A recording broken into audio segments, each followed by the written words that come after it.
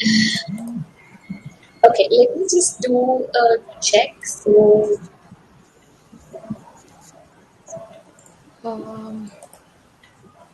yes, I got a notification. Yeah, we're live. awesome. Okay, good to start then. Hello, good evening, everyone. Thank you for joining us on a Saturday evening today at SciComm Souls.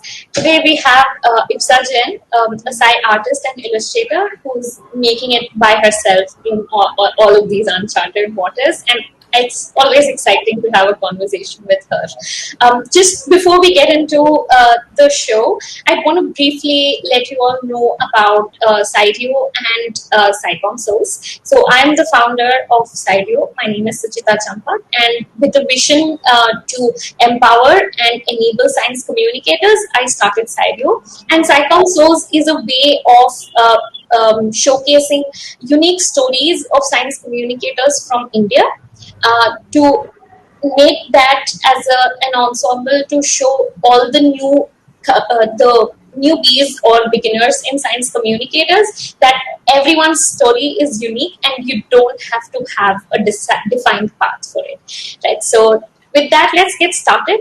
With me is Shweta Hegde, the co-host for SciComm Souls, and she's going to introduce our guest for today.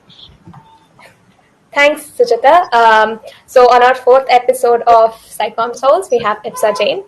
To formally introduce Ipsa, she is a scientist turned illustrator. So during her postdoctoral fellowship at INSTEM, she had the opportunity to work on scientific visualizations and science storytelling. She now currently works with various scientists and scientific institutions to share their science with varied audience, peers, as well as the public via courses, talks, workshops, and other SciComm activities. As you all may know, she makes a STEM-based zines and children's book as well, and we will take a look at one of them today. So welcome, Ipsa. Welcome to SciComm Souls. Thank you. Thanks, both of you. Thank you so much. Right. Suchita? Yes. Sorry, I was mute. Yes. Hi, Ipsa. Thank you for joining us today. Do tell us, when you thought about becoming a sci-artist, how well equipped or well planned were you, and then what made you make this career shift? This is a story I've told several times. I'll try to reiterate it. So it started towards the end of my PhD when I was certain that, this is not something that I want to continue. I don't want to be an active bench scientist. And at that point of time, I sort of thought about things that were primarily about the idea of feeling good and making me happy in life. And then drawing came as one of the responses.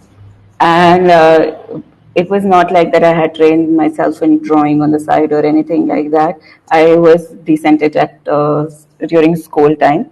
So, but then think about biology, education is that you don't really do art so much, but that you end up drawing a lot of stuff.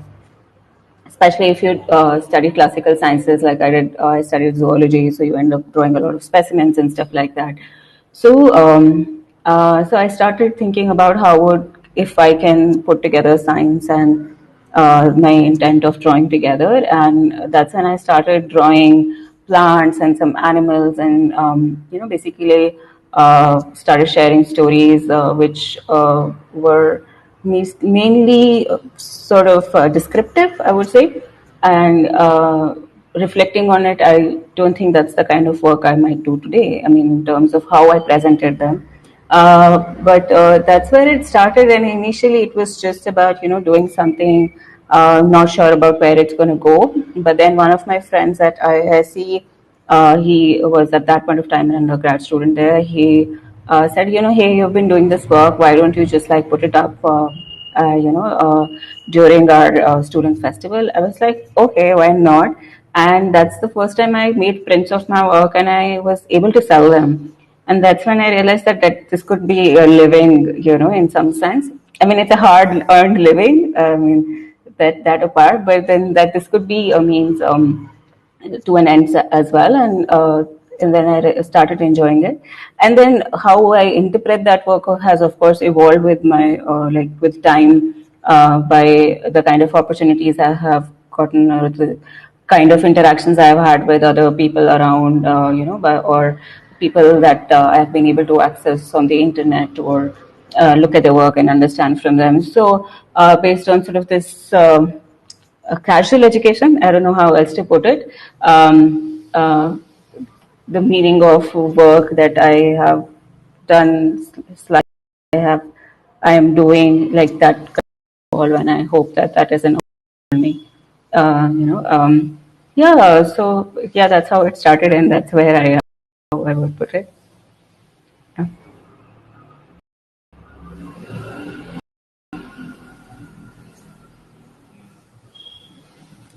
Oh. Um, I think Suchita's frozen. I might take over. So that's good to know, Ipsa. So maybe why could you elaborate more on why did you choose zines, or like why art? Why is that your medium? Why zines? Like I mean, not that I don't experience that feeling now, but when I started drawing, I had that constant fear-based feeling that like I don't belong in the community of artists and stuff like that, and I would go to these spaces like uh, the Art in Transit used to have. I mean, I think still has programs at the metro stations at Kabbagan Park, and there people would put up zines, and they were usually students from the design school in Bangalore. And I would be like, okay, yeah, this is really cool. This is something that I would want to do. So, what the difference between the work I had done before and why zines attracted me was that zine was, to my mind at least, a space for storytelling. Like, I do believe that one single image can itself also be a story, but I think zine is a place where like it contains multitudes in my mind, um, and it is simple, and it's like you don't have, and it's democratic in the sense that I don't have to ask somebody's permission to do it, and there is no rules, and there are no rules, and you're allowed to make mistakes, you're allowed to take creative liberties, and you can do however you want to do it. So I basically appropriated is the word that I appropriated it for SciComm, and it clicked. It clicked for me. Like I enjoyed the process of making them, thinking about how to tell what I want to tell within the limit of 8 pages. Without, and like for me, the challenge I chose was using as few words as possible.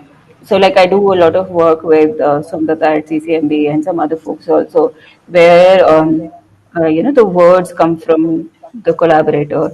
So in that case, I don't keep a count on the word, but in my own work, when I try to make zines, give myself this challenge that my visuals have to speak the story, and words will only support them in a way that allows my reader to build a narrative that I'm trying to sort of convey. Yeah, so I mean, so because it also gave me like a limit of 8 pages, which is an exciting challenge, and also an additional limit. So that makes the exercise overall fun, if right. So yeah, so then in that way, zine has stayed with me, and yeah, I'm looking forward to making more zines. This year has been sort of a dry spell, but I'm hoping to come back. Yeah. Okay. Right. So you mentioned that, zines is for you the medium of storytelling. And you also mentioned how you make sure to stick to a lesser word limit. Could Hmm. you brief more about how you progress through an art? Like, what comes first? Is it the words? Is it the images? Or could you like walk us through how you conceptualize and execute a project? Right. Right. So I will specifically talk about a zine itself. If I look at the zine, this is the first thing I have to clearly identify is what is the basic idea I want to convey. So first, identification is of my message, and then I start reading about it. Or it just helps sometimes that I'm a biologist, so even at the whim, I can cook up something, and like I can build a narrative at the moment. So I have done both kinds of zines where it's based on instantaneous sort of flow of thoughts, and that sort of instant thoughts are contained within the 8 pages, or sometimes it's like I have deliberated upon. So I'll talk about the one that I've deliberated upon because I think that's more easier to connect to and maybe even try to follow if that's something that might be helpful. So uh, it starts with identifying the idea, then doing a lot of research. So research happens for two, three things. One is the content itself. Like, let's say I want to talk about that cells are, when cells move, how do cells move? Like, let's say that's the idea I wanted to think about. Then I will read the science of it, and then I will look at the science of it, which is I'm looking at the scientific imagery associated with how has that idea been represented in multiple places, how are the physicists talking about it, how the biologists talking about it, how the material engineers talking about it. So that sort of becomes the visual library on which my drawing might ultimately be based. And then I sometimes also do like this, what I can call visual research. Like, we all go through Instagram and whatever, so you already have a sense of the styles that you like and things that you might want to try, or things that you have done in your own work and you want to try again, with some added something or whatever. So all of those three things then come together at some point. It does take some sort of rumination in your brain, to arrive at something that you might like. And then the first step that happens is basically, like some notebook like this where you just like pen down ideas that page one will look like this, page two will look like this, will look like this. Sometimes it's not about looking, sometimes it's about like page one will try to tell this, page two will try to tell this, page three will try to tell this. So either I divide the images or I divide the message, that like how I want to build the story. And once that is clear, then the other things start falling in place. And when it comes to writing the text, um, I write whatever it is, because I have already figured out that this is the message I want to convey. Then that starts flowing into phrases or short sentences. I don't enjoy the process of writing so much, so anyways, I will not write a lot of details. So I will be very precise and concise, and then it goes through rounds of editing. I will figure out whether that this image and this text is actually say what I wanted to say. Do I need to rephrase? So there is some round of thought process and editing with me, and then I also give it to a friend who will review it for me and say that, hey, maybe you should change this. Hey, this is where it might you might want to adjust things and stuff like that. So after that calibration is when the zine then comes out. Yeah. Okay. Why zines? Oh, we covered I that. think we took that question. I was offline for that, sort of that bit. Okay. No So, problem. all right. So tell us. So now, when you were transitioning as a sci-artist, right? So there were two things that you had to sort of master. So one is being the artist yourself, and also building yourself as a freelancer, right? Right. So I'm sure you did have help and a little bit of mentorship here and there, but how hard was it? Because it's not just the skill that you need to have, but also so many other things like client management, like a lot of things when you become a freelancer, right? So Right. how did you prepare for that? I can't say that I went to like I stepped into it with the right foot. I right. It's just when it came to building the skill set, it was also very organic in the sense that I wasn't necessarily just looking at it as like a science illustration course or a natural history illustration courses. So I basically picked up anything and everything that I could access on Coursera, Skillshare, or whatever platforms that I was looking at. It's not like I consumed everything. It's just like whatever caught my fancy, I paid attention and I did. And there were a few courses that still stay with me and uh, have stayed with me rather, and I still go back to them, like, or the things I learned from them every time I'm thinking about doing something. The learning skills, acquiring skill set part was very organic and very slow. And it was also something that I uh, personally feel like will happen over time anyways if you are dedicating time to it. So especially during the initial time when I mean ideally I should be drawing daily, but that doesn't practically happen for me. But especially during the time when I started it, I was drawing daily, and I was drawing for major part of my day. So I had to practice a lot to feel, comfortable with the brushes, feel comfortable with my color palette, feel comfortable with my pencil, and all of that. So that was sort of a practice-driven, skills acquired and things I picked up on the side without realizing. Sometimes you make accidents in Illustrator and you realize, oh, this is a cool new technique. So which nobody told you about. So such things have happened. But when it comes to about freelancing, I think I had so I mean I think the smart thing that I did at that point of time was um, I used to talk to a lot of other artists in the country and sometimes even international artists. So I have done several series of interviews with artists who work in similar field. I mean, they don't necessarily do the kind of work I do. They do different things and better things and have been at it longer. So I spoke to them and I tried to understand how they approach their work, how they think about their work. So that helped me not only try to understand and make sense of the kind of work I was doing, but some of them became friends enough or were kind enough to even give me advice if I reached out to them. Uh, but the difference there was that the kind of people they were working with and the kind of people I was working with was very different. So these people were actually working with professional organizations, where I was trying to work with scientists. Now, I'm not trying to imply that scientists are not professional, but it's just that the scientists don't have a lot of experience working with freelancers. So that was always an issue. So you don't get an advance, or there is usually not a formal contract, and it's an email exchange where you agree to work together and stuff like that. So those kind of things then became things that I had to figure out ki, at this stage of my career, what am I okay with and what am I not okay with. And there were times that I have made mistakes. I've let go of projects, or I have been paid poorly, or I have sometimes not been paid. But then I took that as a risk because maybe it led to some other advantages, or was just an experience or a bad experience or whatever. But because I was I mean, like, I don't want it to sound arrogant, but like I didn't know that who were other people in the same scientific community who were trying to work with people similarly.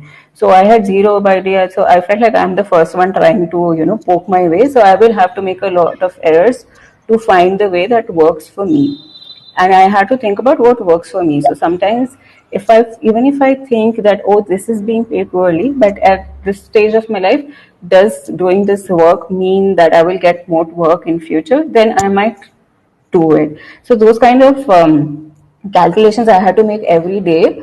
Calculations and compromises I had to make every day to sort of, bore through a path where I could stand up and say now that, okay, now I have done enough work. If you don't pay me this much, or if you don't treat me this way, thank you. You can work with these people or somebody else.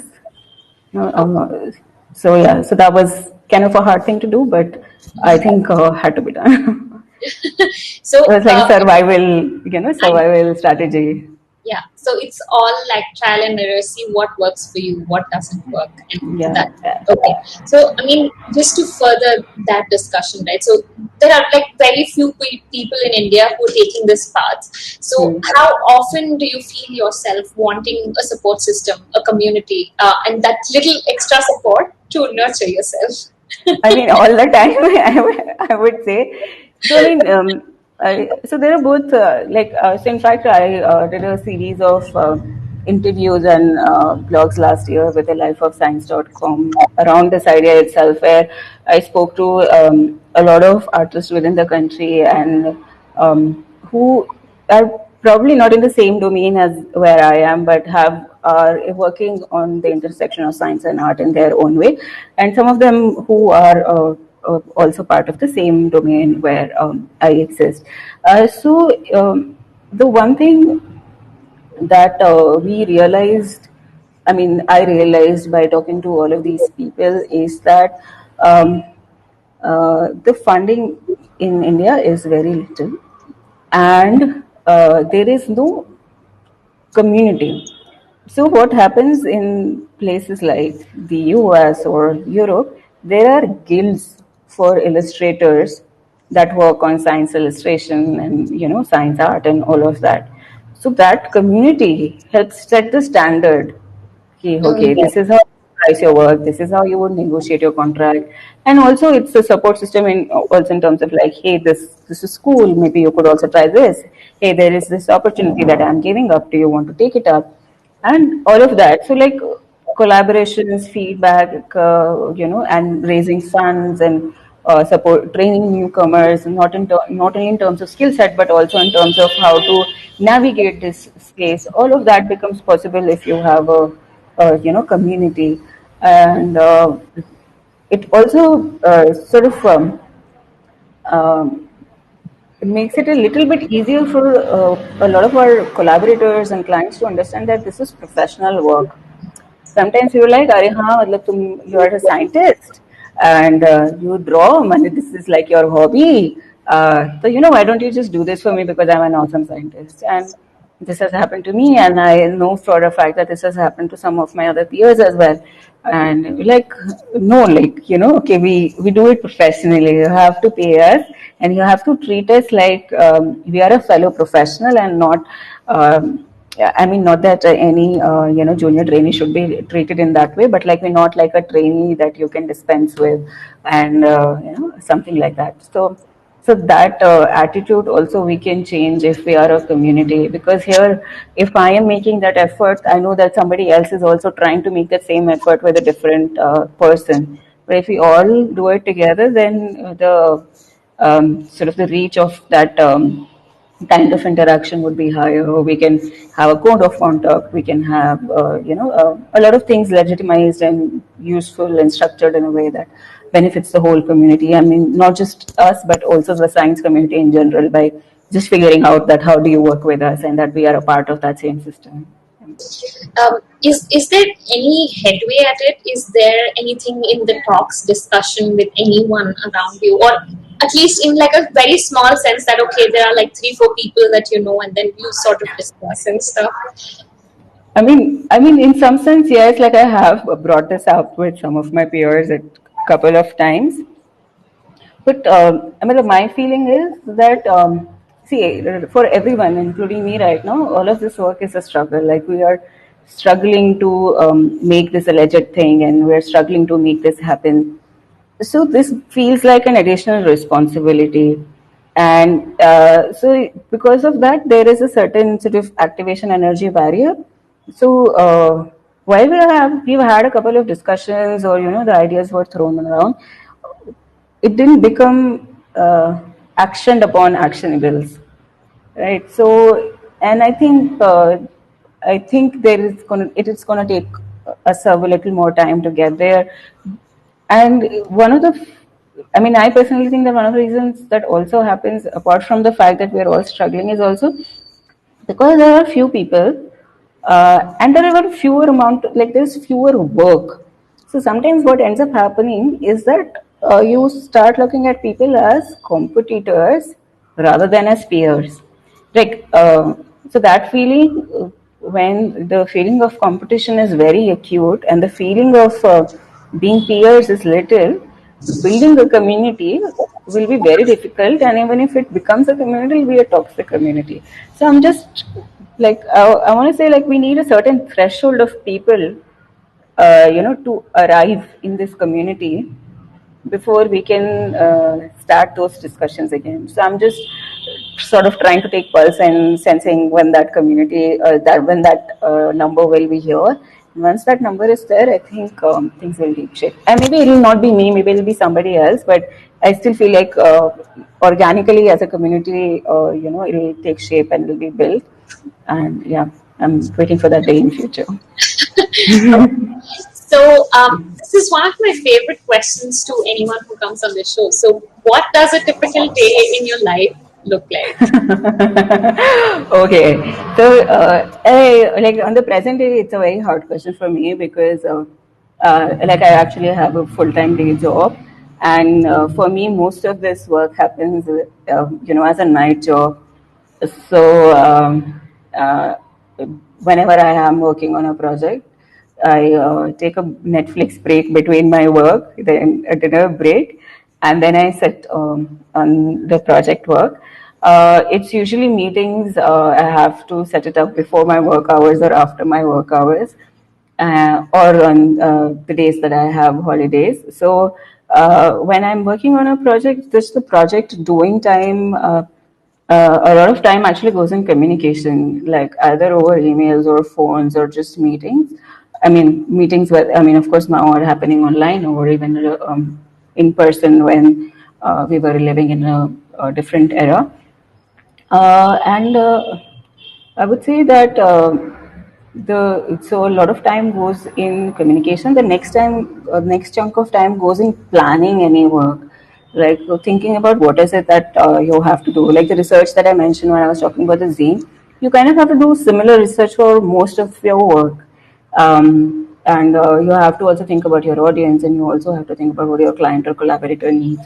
So so that planning, where you sort of do a rough sketch or like a mock-up or something, and then you send it back to your collaborator and be like, hey, does this work? And then you go through a feedback cycle. So that process takes more time in any project than than the execution part itself, which also is labor intensive, but somehow because it's just hardcore drawing and you enjoy that process. So like there are other things associated with it. So I haven't like legitimized my day into like this is my communication time, this is my stage one time, or this is my stage three time right now, because time management is very hard for me anyways. But when I lived only the life of a freelancer, I used to usually respond to emails or communicate initiating emails 2 times during the day, unless we were working on a paced project which required that we were constantly talking. And some of the time went in meetings. The rest of the time was all about work, which could be okay. And what work happened depended on how many projects I had at a time and what were the priorities in terms of deadlines or the amount of work for that. So it had to be planned in some way, but I wouldn't say that I had a very rigid structure to my day. Okay. I keep it open. Yeah, so not a lot of people know about your day job, which is in the tech industry, tech industry. Yeah. Right. So, how share with us a little bit about how the experience is different working in a corporate job versus a freelancer. Well, Practices. well, so many things. So when you are a freelancer, your life is a little bit more flexible. Like you have more freedom about how you spend your time, as long as you know your deadlines and you can figure out how to plan your work in a way that you finish and deliver things on time. And uh, uh, but in the corporate world, your day is very defined by what the needs of other people around you are as well, and not just your own needs. And because we are all working online, and everybody's doing work from home, sometimes there's just like insane number of meetings. But like that's probably something everybody complains about. The good things are that you get to learn a lot of things that as a freelancer you would have to struggle a lot to learn and figure out. So just by because it's a company structure where you're working with large teams, right? So that itself is a huge learning. In the academia as well, you of course work with a lab, and that's kind of a team as well. But in academia, more often than not, you have a very carved out project of your own. So even if you don't end up doing well in it, the other team members are not affected so much. But when you're working in a corporate as a part of a large team, your ability to do your work with a sufficient quality standard and on time affects whether the next person will now be able to build upon on it or not. So you are kind of like part of a blockchain or like some kind of process chain. So so because of that, you learn to, and because I also happen to be in a role which happens to be sort of what a creative role. So I have learned a lot of new techniques, a lot of picked up a lot of design skills, writing skills that I didn't have before. I mean, that just happens to be, the case because that's the kind of role I have. And so for me personally, it's been a great learning experience in terms of just learning and acquiring new skill sets. And one of the other things that I would say is very different from academia rather than the freelance life. Um, I don't feel like an imposter in corporate. Like it has helped me almost get rid of my imposter syndrome.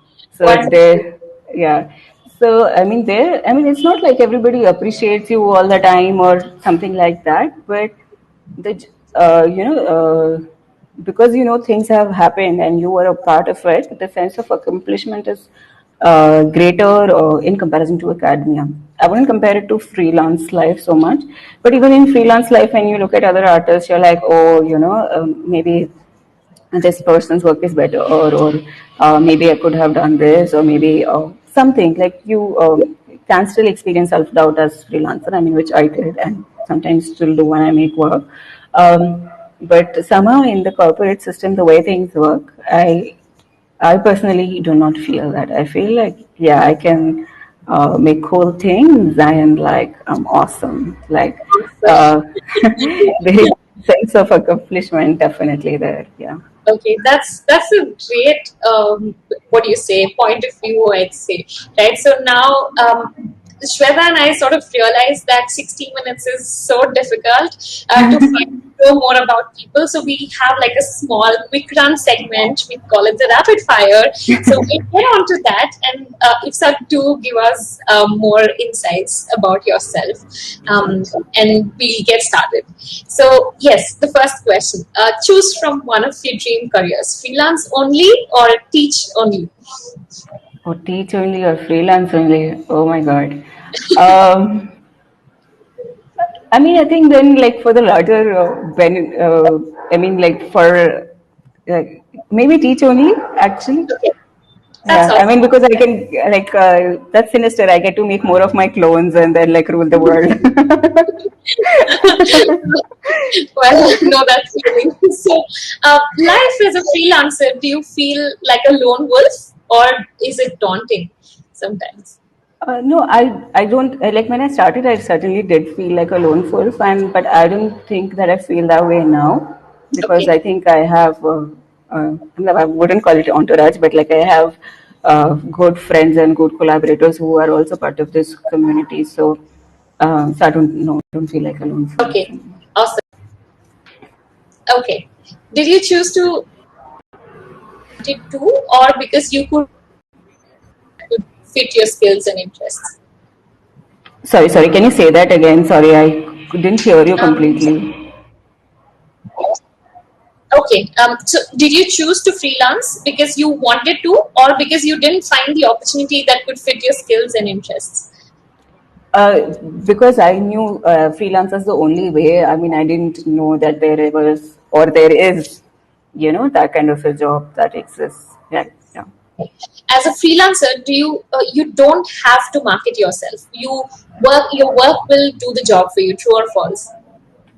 I think it's false. I mean, when you're putting out your work, you are putting out yourself. So, I mean, I don't see necessarily that think of them as two separate things.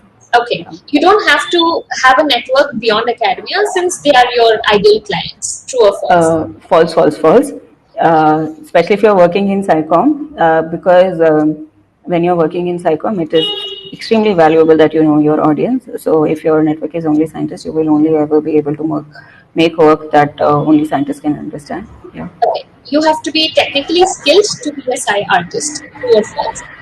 False. I know so many people who are not scientists but make awesome sci art. I also know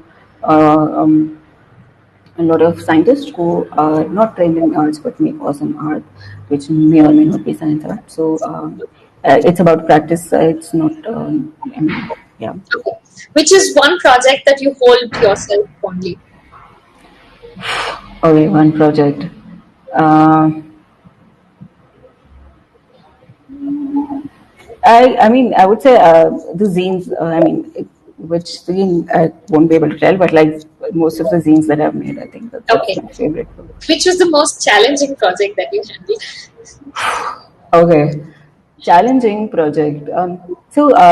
During my STEM, my PM in arts, Rajat, I started working on a book on color change in animals. So that has been most interesting. Also, in like I'll have learned a lot during that project, but it's also been challenging because I mean it's still not finished. So in that like ability to feel like that this is finished, finding that footing has been hard for us, and so in that sense, that's been challenging. Okay. What's one thing you'd like to change in your career? Can I get more money, please? Well, that's a popular answer here. We need to do something about that. So, what was something you had to unlearn to become a sci artist? Yeah, I mean, this is something that I also try to tell a lot of people that I sort of do workshops and trainings with. Is like when we think like a scientist, we're like, oh my God, all these details and nuances that I have discovered during my study is something that I have to tell everybody. No, you don't have to tell everybody. Okay. So, one last question. An alternate career, if not sci art. If not SciArt, I really don't know. Let me think. You're a brave soul becoming a freelancer without plan B, huh? Yeah, maybe. I mean, is it stupidity? Is it guts? I don't know. But I feel like okay, I am scientist by training, and I think I am fairly smart. Like, so I do feel like I would have figured something out. Like, I Awesome. believe in my survival skills. Okay, wonderful. Then we'll rush through into the next segment where Shweta is going to discuss with you one specific a, a piece of work that you've done very recently, and let's get on with that. I mean, full Okay. disclaimer, the work is not recent. It's just that the hard copy got published Okay, this year and I received it very recently. I see. Okay, wonderful. Yeah. Okay, so it's been wonderful to be listening to you both so far. So Thank let's move on to you. the thought process segment. So here we take up a piece from our guest and dissect it or ask more questions about it. And today we are going to be talking about under the microscope. Okay, before we even go on, Ipsa, why don't you Yay. hold it up? Wait, hold on. Go on, go on, Let's go on with the book. yeah, show it again. Yeah, okay, yay. Yay. That's it. Okay, so So how I was does it just like, feel to, finally have that hard copy with you? oh my God, it feels like, I have been validated by the powers that be. And it also, I mean, this whole book, I mean, not just getting the hard copy, but this whole book also has been kind of like that. So it's not like I sent somebody my portfolio and was like, "Will you consider me for making a book?" So yeah, Mini Vijayan, who was one of the editors and working with Pratham Books, she found me on Instagram and she reached out and said that, "Hey, we are making something like this. Would you like to work on it?" I was like, "Yes, yes, yes, yes, yes." So that idea that, also coming back to the question that you had about network beyond the scientific community. So uh, it was not a person that I knew directly at that time, and but some she had heard of my work and seen it on Instagram, and that led to us working and collaborating and making a book together. So yeah, I mean. So that like somebody found value in the work I was doing and thought that they would like to collaborate with me in spite of not really knowing me and like not being from the scientific community. Like scientists, there's that kind of word of mouth, but this word of mouth happened in beyond the academic Out of the circle. blue. Yeah, Yeah, yeah. So that way great. it is excellent.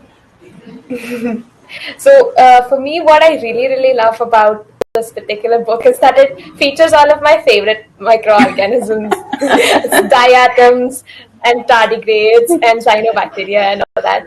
So So when they reached out to you, were they like specific as to this is something that you should work on, or is it that was it you who picked under the Right. microscope? So, yeah, I actually went to their office, and the people who I ended up collaborating with on the book, like the author C.G. Salamander, Anjali, Sindora, and Yamini, we all sat together and, we sort of discussed ideas, like what are the ideas, like they asked me to, come up with some 4 or 5 ideas before I went into that meeting. What are the some of the ideas that you think would work for children and would like to, talk about. So then, we sort of, I don't remember all those 5 ideas. I remember that we all sort of discussed about them, and then we argued. I mean, not so much argued, but like thought about the pros and cons of discussing these, like what's the potential and all of that. So I remember that one other strong idea was something to do with development, the idea of egg becoming a chicken, or like something about life cycle. So that was the one idea that sort of stayed around on the table a little longer. But ultimately, like everybody agreed that the potential of this book is much higher.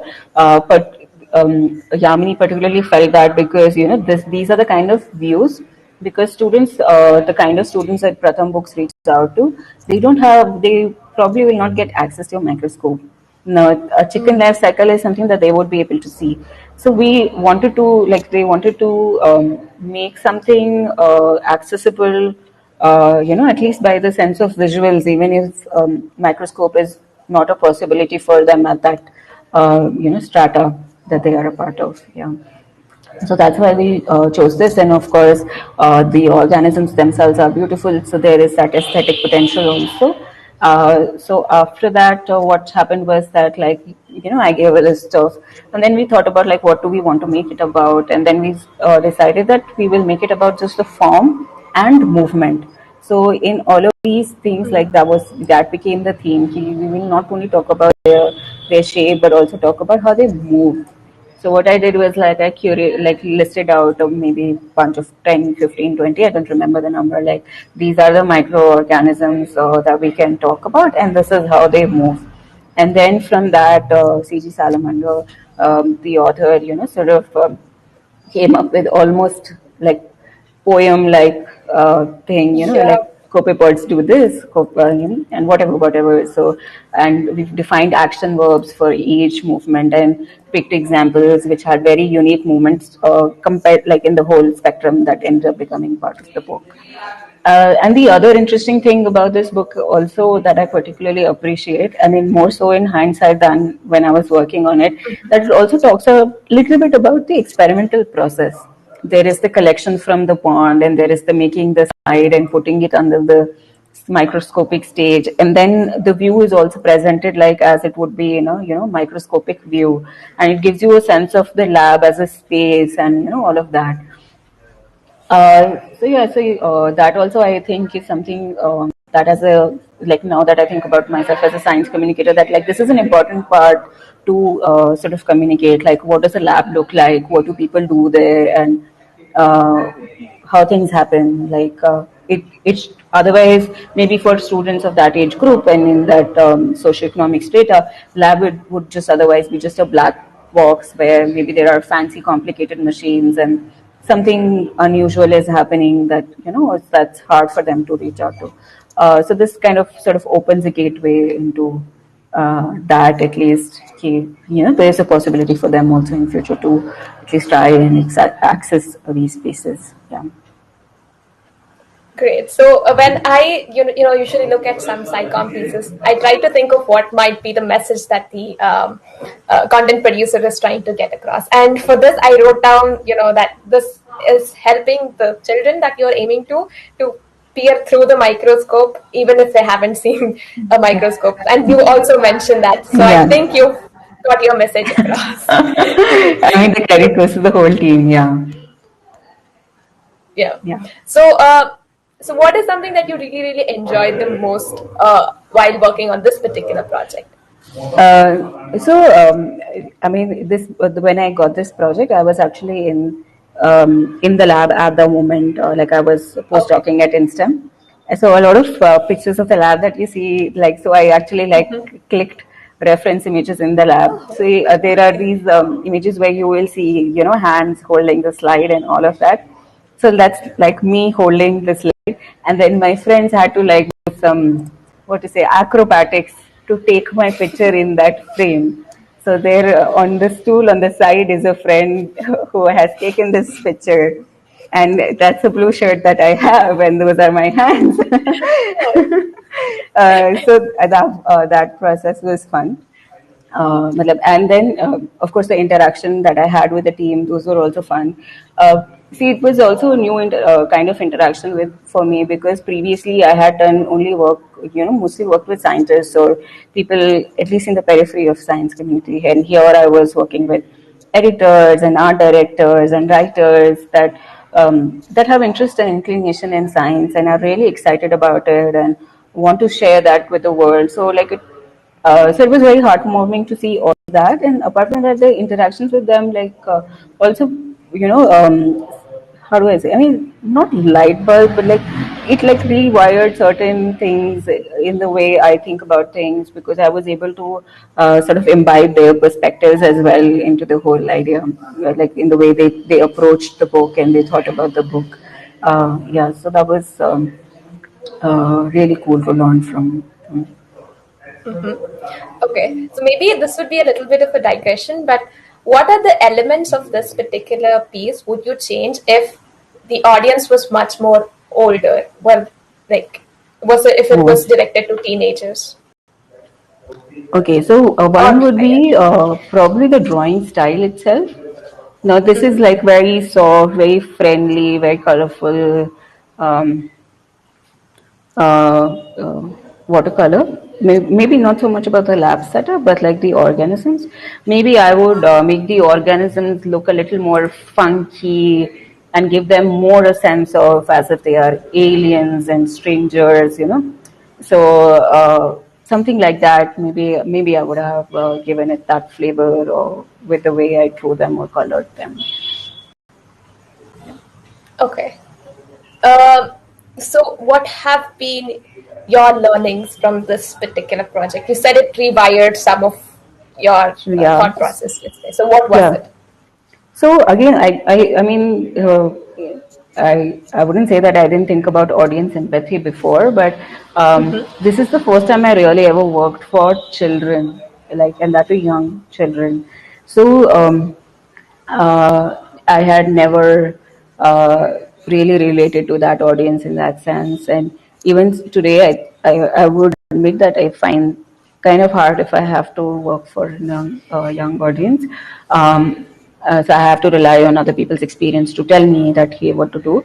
So there were things about how to work for children. Those are the things that I understood. Like, how do you think about what they would know, what are the kind of words they would be familiar with, what are the kind of words they would find strange, and if I draw harsh lines for them, how will they perceive it? How should I color it such that it's exciting for that age group? So those are the kind of things that I sort of acquired through the process of working on this project. Yeah. So, trying to put yourself in their shoes is I wouldn't say that I'm very good at it, but like that okay. was my initiation towards that. Yeah. So, do you think, having direct interaction with your audience on a regular basis might help us, produce content Yeah, better? and absolutely, absolutely. So it just so happens that most of my work revolves around, maybe somebody who is like high school or above. That I like. This was a new segment for me altogether. So I do have people around me, and I talk to them, from that age group and above. But that was an entirely new experience. So, but I absolutely agree that you should talk to your audience, and if you know about them, if you learn about them either through first-hand experiences or second-hand experiences, your work will just be better. Great, awesome. I think that would bring an end to this segment. I really, really had fun, Ipsa, especially with this particular segment. Would you like to show it up one last time, maybe? Of course. Yay. Okay. Sure. Yeah, thank you. Thanks for Cheers. letting me talk about it. Yeah. Yeah, no problem.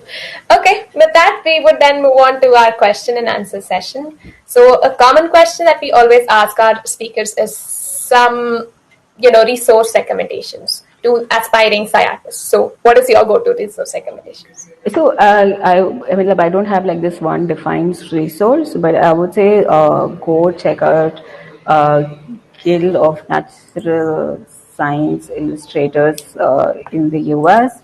Do some courses on Coursera or edX, wherever it is, which are about communication illustration and maybe even science illustration. So, and apart from that, you can always check out. I mean, as shameful as I mean, as embarrassing it is to be doing self promotion. You can read the blogs that I have written with the lifeofsciences.com, lifeofscience.com, and previously with Club SciRio. I think there's a lot of things to learn and imbibe from there. Okay, in connection to that, so people often talk about having a long CV with loads and loads of certificates, right? But I know you beg to differ that, experience is more Yeah. important than, courses. So could you please elaborate more on that, please? Right.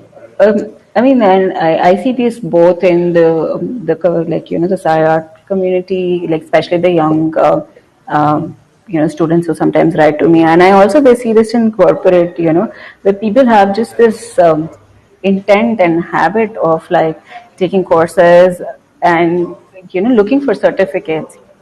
And like I tell them that like I have made this far without acquiring a single certificate. Like what mattered was that I did the course and I learned from it. So like don't aim for the certificate, aim for Aim for learning. learning. Yeah. Okay.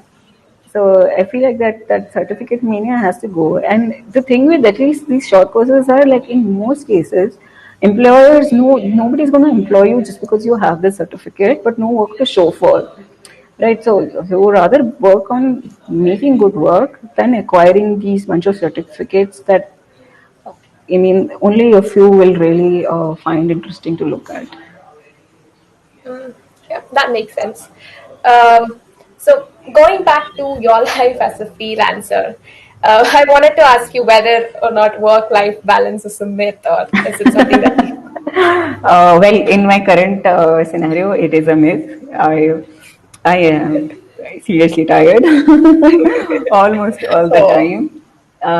But earlier as well, when I had the life of only a freelancer, I would say the quality of life was indeed better. But I did have to work on some weekends and all that. But I did feel that I had that choice. Like I could have managed to finish that work on a Monday or a Tuesday or a Wednesday of the previous week.